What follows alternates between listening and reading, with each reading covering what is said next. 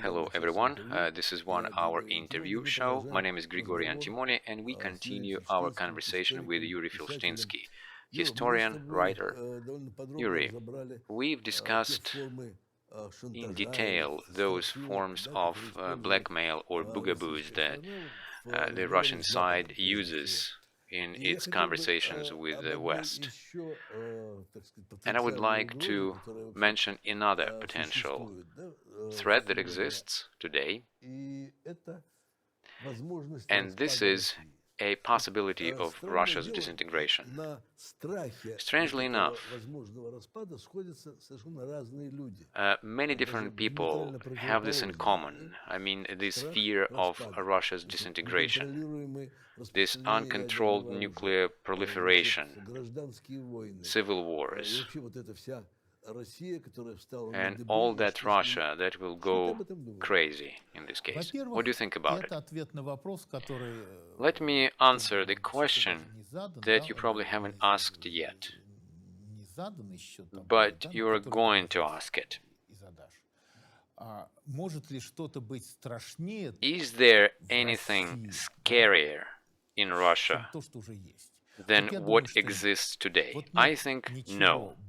I think there is nothing scarier in Russia than the security services in power who control nuclear weapons, the army, and blackmailing the whole world, threatening the world that they're going to use the nuclear weapons. I think that this is just an absolute extreme. Why to be afraid of something inevitable? We are going to get to heavens. So death is the end of one life journey and the beginning of the different one. Why to be afraid of it and let that fear impact your decisions? You actually prompted me an idea. I just need to say it. I have this feeling after you said death and what they're going to think about us. And here is an analogy for Russia. Imagine we lived for the last 30 years without looking into the future. We were living just day by day, kind of obsessed with our economy and stuff. And now we have a dream. We really have something to live for. And it is bigger than our own life, right? Yes, it is something non-material. It is not a material dream. It is a lofty goal. Right, as classics say, it is worth living only for those things that you are ready to die for, right? And it should be. Regarding the disintegration of Russia and some theoretical risks and threats that are related to this disintegration, let's bring this question to a logical conclusion, so to speak. I think a couple of weeks ago, maybe 3 weeks ago, Henry Kissinger published an article, at least it was signed by his name, but actually I doubt that it was him who wrote this article. So the point of this article was the following. He was kind of saying it was so great when the Soviet Union was around, and the Eastern Europe was kind of under it, and there was Western Europe, and everybody was living in peace, calmly, everything was stable. Let's get back to the same state. Let's give Russia everything that the Soviet Union had, and we'll live in peace. Well, first of all, as we know, we're not going to live in peace and comfort while in Russia we have this collective Putin in power. And anybody can be included in this category. And I put there all the security agencies. Maybe some other people could be included in this category too. But this is a logical limit of the threat of the war in Europe. I don't believe in disintegration of the Russian Federation. I don't think it will go any further than its so-called ethnic territories. We know that Putin said that the collapse of the Soviet Union was the personal tragedy for him or geopolitical catastrophe. But I think in August of 1991, Russian Federation didn't finish disintegrating. The collapse of the Soviet Union was the largest geopolitical catastrophe of the century. For the Russian people, it became a real drama. Tens of millions of Russian citizens and compatriots appeared to be outside of Russia. The epidemic of the disintegration spread across Russia too. People's savings were devalued and the old ideals destroyed. Many institutions were disbanded or poorly reformed. The territorial integrity of the country was breached with the terrorist interference and followed by the Khasavurt capitulation. For Russia to become a normal country, in a European sense of the word, it's important this process is completed. And I think that as a result of this war, the disintegration process will be completed. And at the same time, I don't think, as many people think, that Russia will split into many different states, because I don't know in the history any examples that when a monolith people would split into several states voluntarily, except for North Korea. What do you mean by monolith people? Let's say it's a Russian-speaking territory, where we have a population that speaks Russia. I don't believe that Siberia will break off from the Russian Federation. As minimum, the Chinese have to say that they claim those territories, but we need to give them credit. They keep silent, they don't say anything. And I think, given what we hear about China and China's intentions to take over Taiwan, so far we don't have any grounds to think that China is going to realize any goals that the state has using the army. China didn't do it in comparison to the Russian Federation or the Soviet Union, which did it all the time. So therefore, I wouldn't say much about these concerns of China. So I don't believe in the disintegration of the Russian Federation. Yes, you're right, at the same time, that here and there we hear that concerns that disintegration of the Russian Federation will not help stability in the world and peace in the world. And that's why nobody wants disintegration of the Russian Federation. It is only in the paranoid mind of the Russian leadership.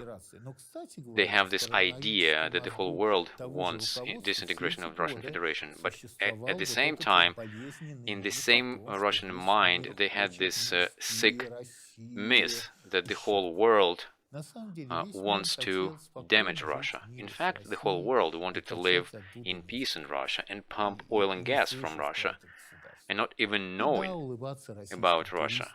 And yes, smile to Russian tourists who go to the West to launder the money they stole. So nobody was really concerned about that. And some leaders of the Western world, like Schroeder, didn't mind getting a few millions of dollars as salary from Russian corporations. And Schroeder wasn't the only one, though. So that's why this happy cynicism was actually breached by Putin on 24th of February of 2022. And now, of course, when the war is over, we will live in a different world. But Russian Federation will stay in this world, and nobody will be claiming its territories. And another point, and very interesting one, I remember Peskov, Putin's spokesman, said that Russia never attacked anyone, and meaning the Soviet Union too. But, you know, Russia is a big country. When you look at the map, and we can say that there is no any neighbor around this big country that Russia didn't attack and cut a piece of land from. But nobody ever tried to take things from Russia. But at the same time, all we hear are concerns of Russia, that aggressors are concentrating on the borders of Russia to attack Russia and destroy Russia. It's a legend.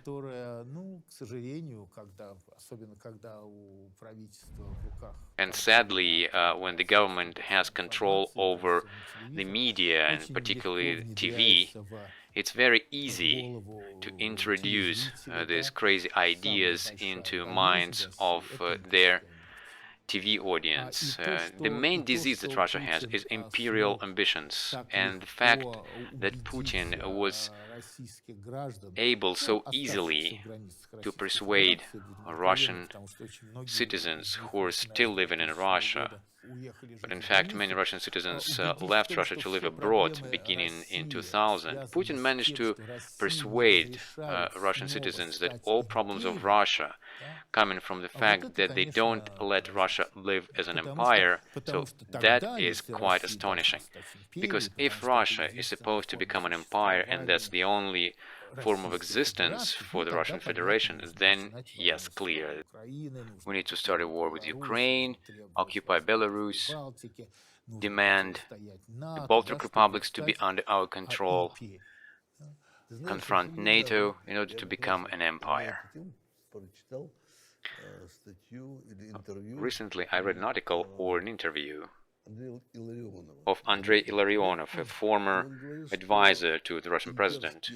And he used to say that imperial ambitions and imperial thinking is even worse than FSB, than Putin and Putin's cronies, because he thinks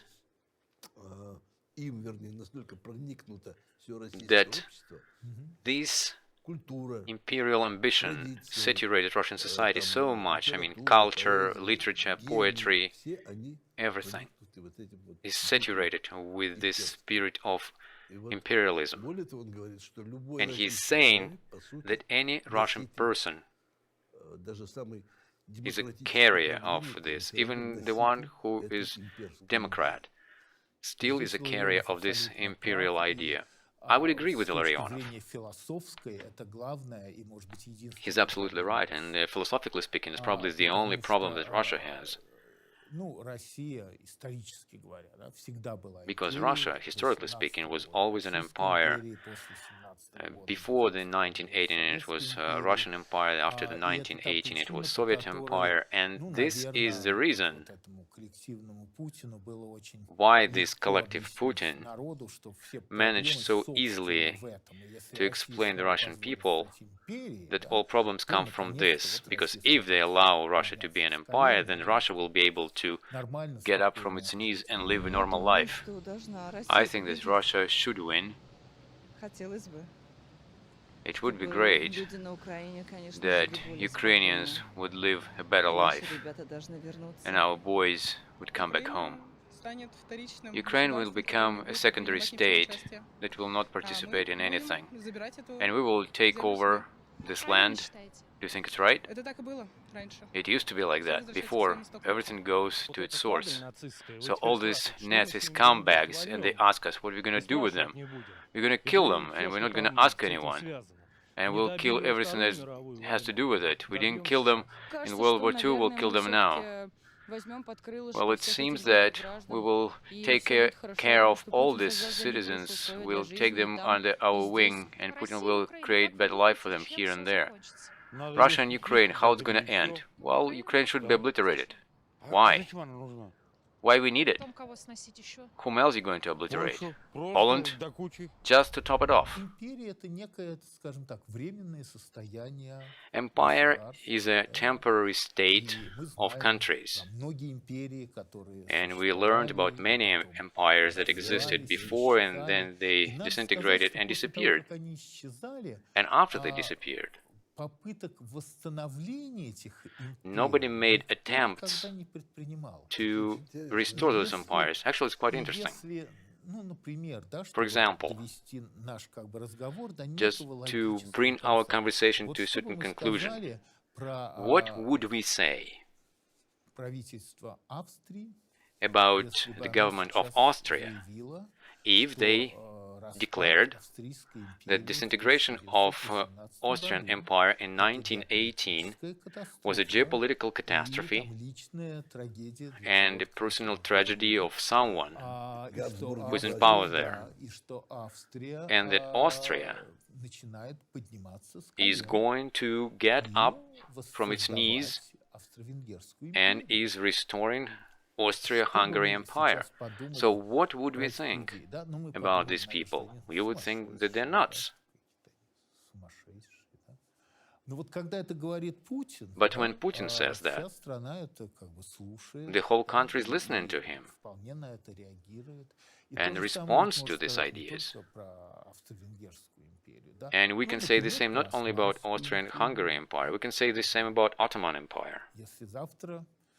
If tomorrow Turkey will say that it begins restoration of Ottoman Empire because it was a geopolitical catastrophe and a personal tragedy for President Erdogan, what we will think about Erdogan?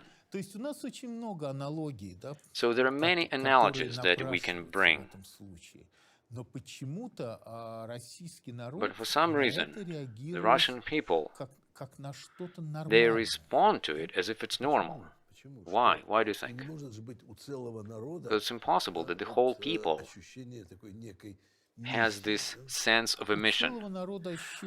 Well, the whole people probably doesn't have to have it.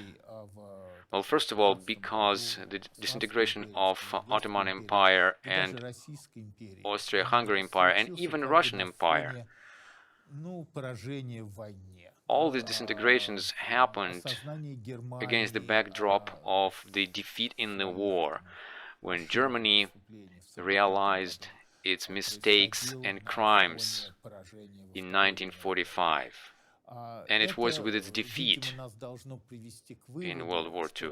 So probably it can bring us to the conclusion that Russia can get rid of this imperial disease only if it's defeated in World War III. In other words, through a national catastrophe. But let's put it this way. In order to comprehend the defeat in the war, it is not necessary for the army of the enemy to capture the capital. Russia lost in Crimea War in 1855, and they didn't have to take over Moscow. Russia lost in Russo-Japanese War in 1905, and the Japanese didn't have to take over Moscow. Wars are lost even without capitals being taken over. Therefore, when we discuss Russo-Ukrainian War, and from time to time we hear, so do you suspect that Ukrainians will take over Moscow?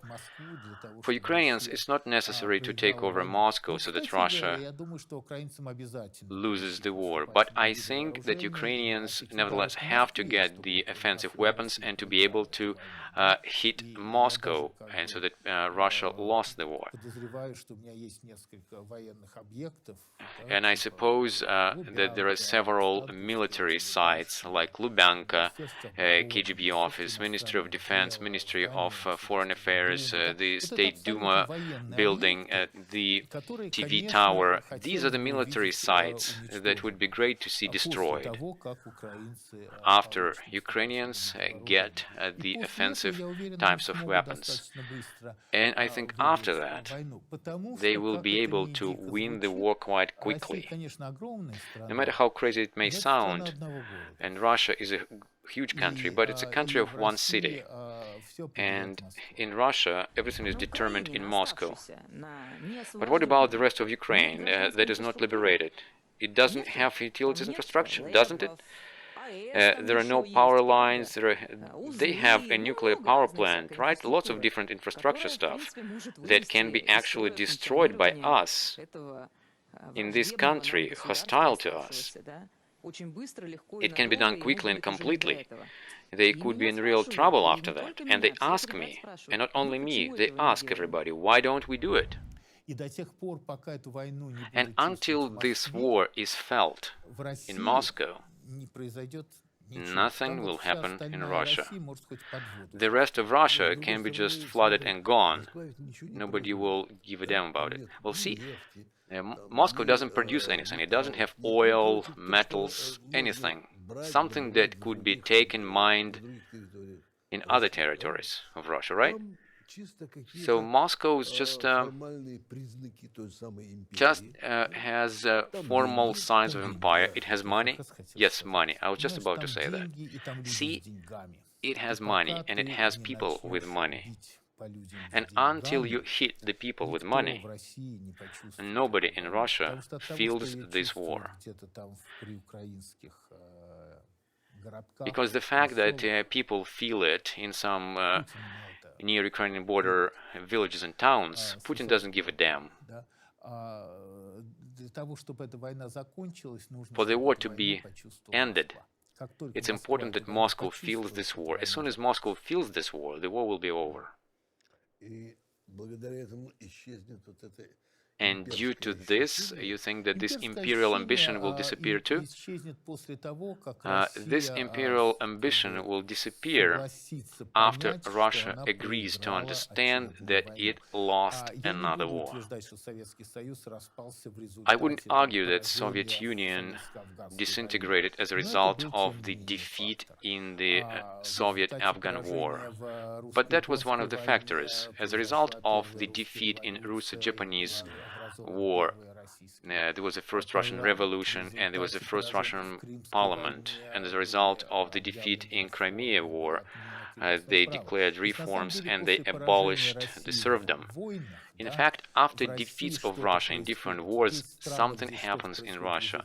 There are countries where things happen as a result of revolution, but in Russia it's the other way around. Revolutions happen as a result of wars. And in this sense, I think until Russia loses in this war, it won't be able to get rid of imperial ambitions. And until it gets rid of imperial ambitions, nobody will be able to help Russians to live normal life. For example, in Germany, in order to comprehend what happened with the country and abandon the dreams about the Third Reich, it took them several generations. It took them several generations not only for that. It took them several generations to experience and to process and to overcome that level of crimes that Germany committed against Europe and the world. See, now we're discussing the destructions that Russia did in Ukraine, and these destructions are huge. Hundreds of thousands of people are killed. And Ukraine will rise after this war. Russia, after this war, will not rise. I want to say never, but I won't say never. But as you said, it'll take several decades, or maybe 100 years, will be needed for Russia to recover from the war that Putin started. And no matter how this war will go on, and no matter what the victory will be, I mean, from the point of view of Putin, he can even think that he wins the war. Russia will never recover from this war.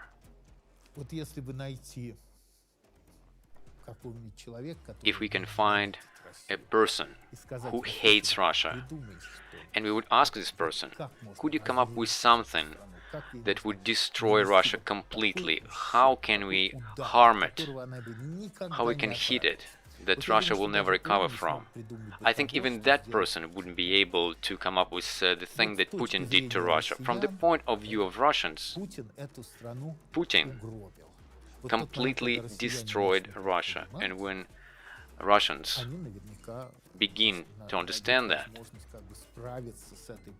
then they'll have a chance to cope with this problem and be able to rebuild their state and live in normal country. Because the main enemy of this country today is Putin. That's very interesting, because many people think that when Putin is gone, there won't be a war, and things will be spinning differently. So you don't think so, right? And you many times said that. Well, let me put it this way. It's yes and no, and I will tell you why. When we speak about Putin, right, I don't think Putin is a dictator. I don't think he's an independent ruler of Russia, and I think that in 2000 he was appointed by the security agencies, and security agencies is still running Russia, and Putin runs Russia as the chairman of the board of directors of FSB Corporation. So having said that, let's put it this way, and it just goes like this in history. When a person is in power for more than 20 years, as a rule, when he's gone, the system collapses. This happened when Stalin was in power. The same thing was when Brezhnev was there, and Brezhnev wasn't a dictator by any means, and he wasn't like extraordinary person. But when he was gone, everything started falling apart. On the one hand, I don't consider Putin a dictator, and I never did. But on the other hand, since he is in power for more than 20 years, I'm sure that if he is gone, somehow he will be killed or he is gone. I think that his regime will collapse. And in this sense, of course, it would be good if he is removed from the power. Naturally, unnaturally, doesn't matter. But then we could hope that in Russia there will be some changes. But the fact that he is in power for so long, he managed to somehow to adjust the whole system for himself. There is way too much in this system added by Putin. Medvedev, who writes these horrible things in Twitter, Prigozhin, this gangster who popped up out of nowhere, and I think he irritates everyone. He irritates all security agencies. Kadyrov, this head of Chechnya guy, they gave him Chechnya and he could be keeping silent there, but all the time he's claiming something. So all these words, of course, they will be gone together with Putin. Will the security agencies go together with him? Well, it would be naive to say that. They won't do it on their own. Are there people in this agency that can sacrifice Putin? Yes, they are there. But the problem is, it's not only Putin, because we already understand under which conditions this war can be ended. And these conditions are pretty simple, and they're quite natural. This is the borders of 2013, withdrawal of the troops, stop any military actions, payment of reparations, but frankly, I can't even calculate how much it may cost for such a poor state as Russia. But the main thing is to extradite war criminals and to bring them to international tribunals, and there will be many of these tribunals, because they're going to present a lot of claims to Russia, not only by the Netherlands or Ukraine. They're not going to stop, they'll finish us. And here we go, a new chairwoman of the NATO Parliamentary Assembly, French Senator Jules Mayam, states. There is no doubt anymore that Russian leaders act like real terrorists, showing barbarism that has been unseen before by attacking civilian infrastructure and civilians. We have to do something, and they will have to be judged as such terrorists in front of international tribunals. Well, it is clear now that Europe and NATO declared a war against us. They're trying to make us a rogue state, therefore we need to get ready to fight till the end. And it looks like we will have to go to Europe as well. Do they want a tribunal? Fine, they will get a new Nuremberg. Well, see, it's quite a difficult personal element. For example, they would give away Putin with great pleasure, but nobody cares about Shoigu. But also it includes Patrushev and Bortnikov and other leaders of the security agencies.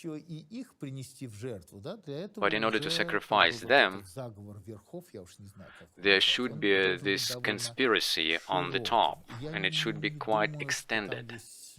But I don't think they have forces for such a conspiracy.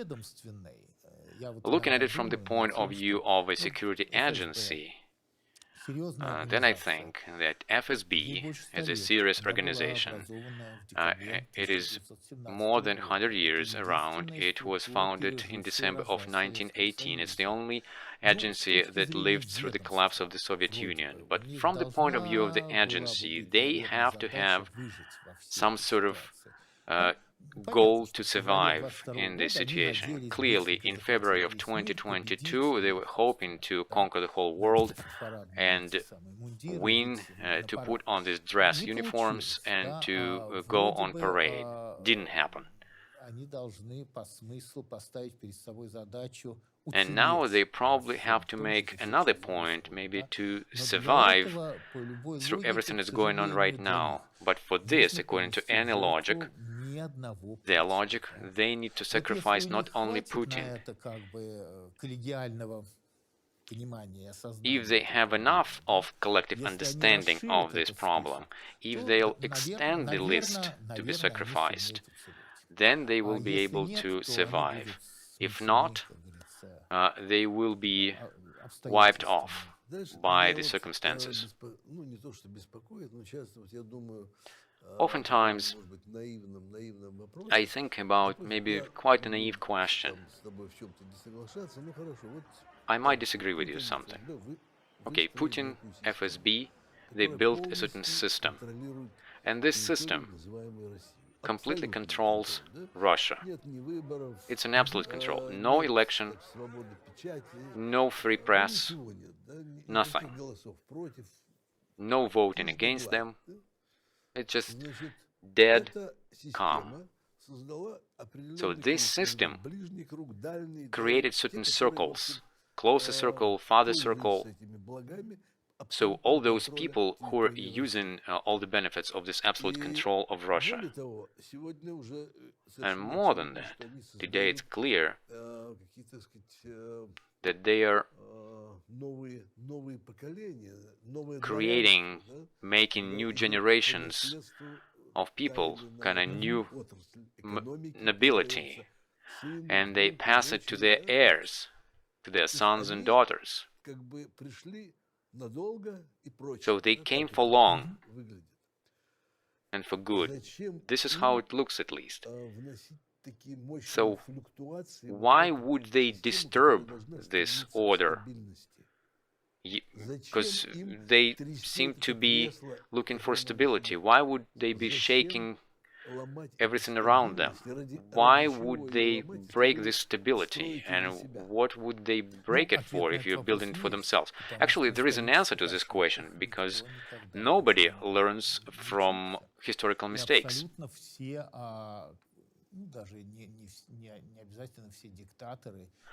And pretty much all dictators, monarchs, or even governments made the same mistake. During a stable period, when everything seems perfect, they would feel their absolute impunity and unlimited power and their unstoppable desire to expand their area of influence. And we can probably say the same about Napoleon, Hitler, Putin. After all, we can say the same about World War I and where it ended. We know a lot about World War II, and there was this villain Hitler, but World War I started with an absolutely clear sky, when everybody was fluffy and puffy, like bunnies, happy. Europe was flourishing. And then for no reason, this flourishing Europe decided to destroy itself for nothing, just because someone somewhere was killed. Since then, many people were killed, and it never caused world wars. There is a lot of inexplicable things in history, but what happened to Putin can be explained. What happened to Hitler can be explained to a certain degree, because they are people with absolutely incredible ambitions and with absolutely inadequate idea of the world, an understanding of the world, because Putin still doesn't understand that nobody is planning to capitulate. Neither Ukraine, nor Europe, nor NATO, nor the United States, nor Eastern Europe, nobody is planning to surrender. They're planning to fight, and he still didn't get it. He still thinks that since they are not fearing him, then it means that he didn't scare them enough. It means that he has to escalate the level of aggression. And here there are some philosophical primal reasons.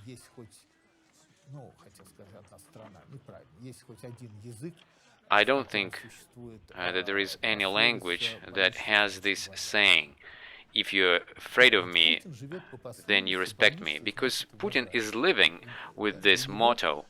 If you're afraid of me, you respect me. For him, respect comes through fear. He can't imagine that there is no connection between fear and respect. That's why he is unable to understand how other people live. And we kind of put aside that he is a colonel of KGB, that they were special people, specially selected for this agency, they have a certain mindset, and finally they trained them to destroy and kill, and they never trained them to build and create. Maybe some other cases, some other KGB colonel could comprehend the level of the problems of a country that he has. But Putin didn't. He didn't do it in 2000. Do you remember when on the 20th of December of 1999, when he was the prime minister, in the closed conference of FSB, he said these words: "A group of FSB officers sent by you on an undercover mission to the Russian government is managing the first phase of the mission pretty well." And this phrase became quite famous because somebody recorded it and then popularized it. That a group of FSB officers sent by you undercover to work in the Russian government is managing the first phase of the mission pretty well. He said it in all seriousness. Are you sure? Yes, 100%. And everybody was, of course, applauding him and smiling and all that. But he was saying it in all seriousness. He was working there undercover. He is an officer of an active reserve, and first he was sent to work with Anatoly Sobchak, mayor of St. Petersburg. Then he was moved to Moscow. Then he was appointed as a director of FSB. Then he was appointed as a prime minister. Then he was appointed as the acting president. And then he became the president.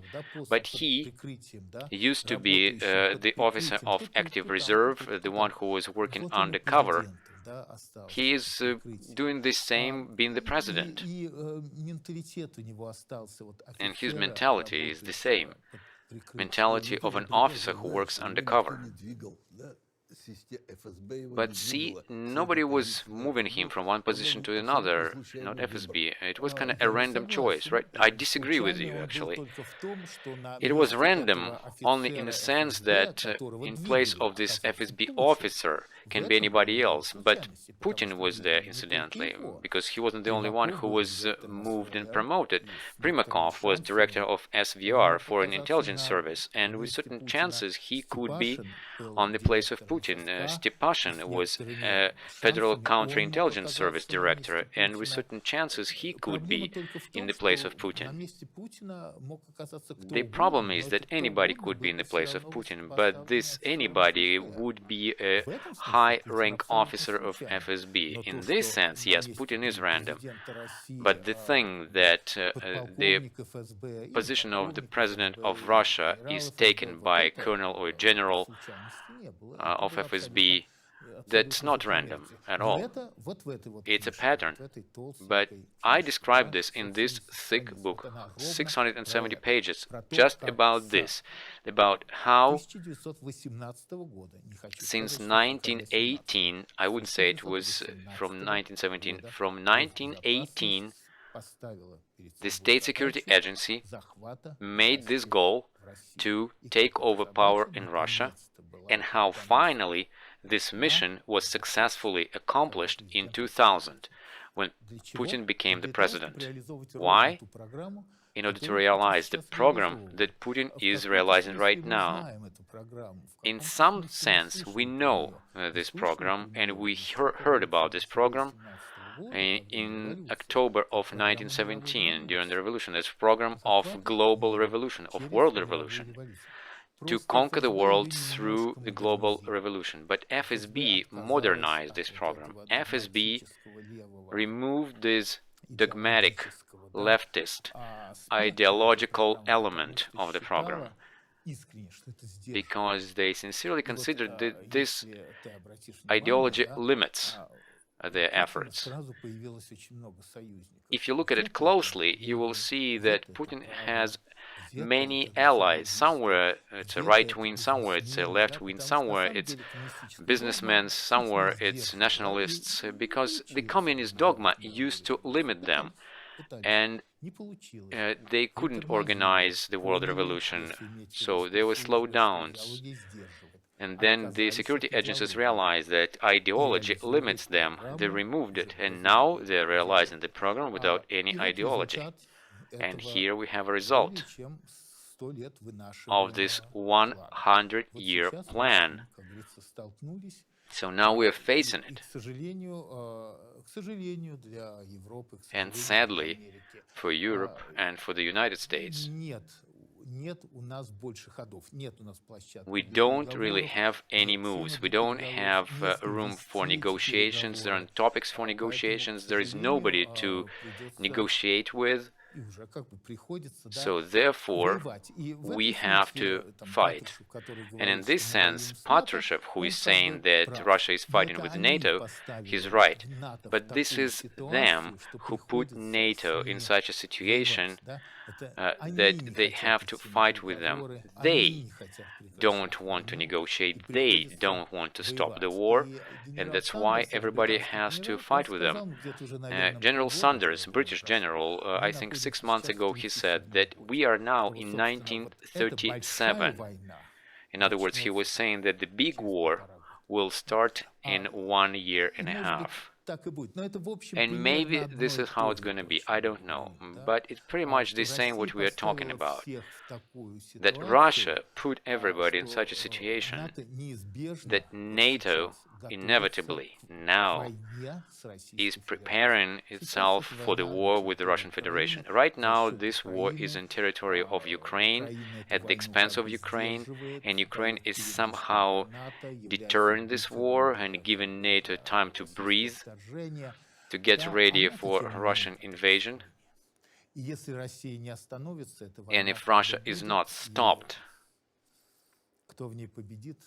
this war will go on, but I know who will win in this war.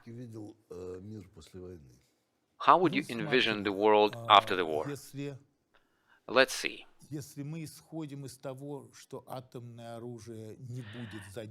If we say that the nuclear weapons won't be used, then your question is relatively simple. And it is relatively simple to answer this question. There will be Ukraine that will be rebuilt. Of course, it will take time and money and pains. And yes, Ukraine will be a member of the EU and member of NATO. But this is Europe that will live for quite long without Russia. And now we hear about sanctions, we look at those sanctions. Many people are unhappy about the sanctions because they say that these sanctions could be more strict and more harsh. And we see how Russia is trying to avoid these sanctions in any way possible. But I think that the main aspect of sanctions is different. It's not the punishing aspect. Sanctions are really an attempt of Europe to live without Russia. I would say it's a two-way street. On the one hand, we are punishing Russia when we are introducing sanctions against Russia. But some people say that it's unreasonable to introduce sanctions because we are punishing ourselves with the sanctions. Yes, sometimes it's true. But this is our way to gradually cut these many ties that connect Russia to the world around it. Because Russia was integrated in the global economy, and the whole world was living with the help of Russia, and Russia was living with the help of the rest of the world, and it was a mutually beneficial model. Right now it is a period when everybody understands that they have to reject Russia, and they have to live without Russia. And no matter what the reasons are, I mean, in terms of the result of the war. How long will it take to live without Russia? What do you think? Well, let me put it this way. We will have to rebuild Ukraine at the expense of reparations of Russia. And the more Putin bombs Ukraine from the air, destroys it more, the more Russia will have to pay for all of it. But it's not how Russia is looking at it. And it's probably the last thing Russia is thinking about. Because Russia is probably thinking about its victory in this war. And it will be able to plunder everything that it remains in Ukraine. But it's not what's going to happen. An absolutely different thing is going to happen. But again, I'm not an economist. I don't know how they're going to calculate reparations. But I know that it would be right to give Ukraine Gazprom with all its pipelines and potential income. It would be right to give Ukraine some other oil companies Russia has with oil pipelines to compensate Ukraine. So I think that it will take a long time for Russia to rise after this war, to recover from this war, and I think all this money will be used to restore Ukraine. Yes, it's clear, but I meant a different thing. As a result of World War II, the whole world was thinking about a security system, so that this horror would never be repeated. They came up with UN and the Security Council of the UN and many other bureaucratic agencies that helped that. So now it's clear it doesn't work. Nobody was able to actually prevent an aggression of one country against the other. So what can be created as a result of this war, World War III? I think we will be able to answer this question and to think about this question only after the victory, because right now our mind is busy with other things. And I think that the main problem is that Russia is a huge country, and this country has nuclear weapons. That's why German problem problem in 1945 was easier to resolve because Germany didn't have nuclear weapons and Germany was physically occupied by the Allies. In Russia's case, it can be like that. What to do with the nuclear weapons? That is an obvious threat when it's in Russia's hands. The easiest way to answer it is to take these weapons away from Russia. But since we're talking about thousands of warheads, so I really don't know how to practically deal with this issue, if even we assume that new Russian government will be ready to give those warheads away. Right now we're discussing the post-war world when the nuclear weapons were not used. But if we're discussing the post-war world when the nuclear weapons are used, frankly, my imagination fails here. I don't know what's going to happen in the world if Lukashenko, by Putin's order, will launch a strike on Vilnius. I don't know what's going to happen. I think nobody knows, and Putin doesn't know. Probably it's the only reason why Putin decided to lose 100,000 soldiers in Ukraine, but not to use nuclear weapons. And maybe he will never decide for using nuclear weapons. However, I would say that in case of Lukashenko, when we hear the threats from Lukashenko, here we need to make a preventive strike and not thinking about whether he is going to do it or not. We just need to imagine ourselves being Israelis and to deal with this problem as if we're Israelis. In other words, strictly in your own interests. Right, in this case, in the interests of NATO and Eastern Europe. Only on preventive level. Because we're discussing nuclear threats, we forgot about quite an important element. But more and more, for the last months, we're reminded about it. And this is Russo-Iranian cooperation. And I think that their cooperation is progressing. And Russia helps Iran to produce nuclear weapons. And this itself will destroy stability in the Middle East. So it's another level of escalation. It's from this series that we mentioned before. It's like when Putin says, "Hear me out." So we may hear that from him if we continue procrastinating to finish the war as quickly as possible, and it can be finished quickly only through giving Ukraine offensive weapons and advanced weapons. And this looks like a vicious circle, and we can't break out of this vicious circle. We don't have much time left, but I have another question for you, and maybe it's a bit unexpected for our show. I know that you lost your parents when you were quite young. Yeah?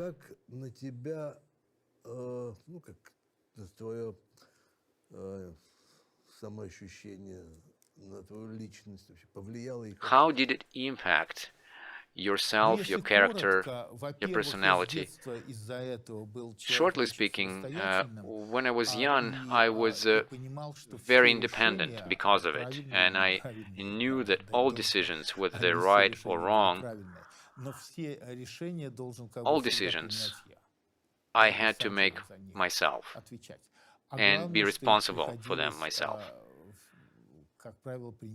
And the main thing that I had to make those decisions quite quickly, and as always, like all decisions in life, they're irreversible. And again, I repeat myself that it doesn't mean that all decisions that I made were always right. But I had to deal with consequences of those decisions myself. And sometimes, you know, I'm not young anymore. And when I look at my life from the height where I am now,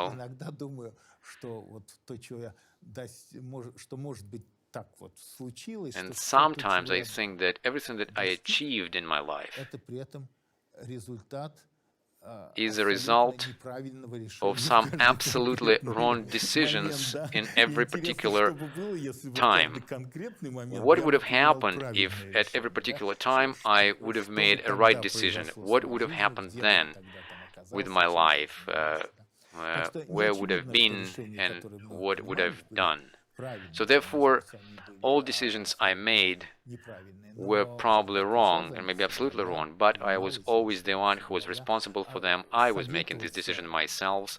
I didn't really have anyone to get an advice from.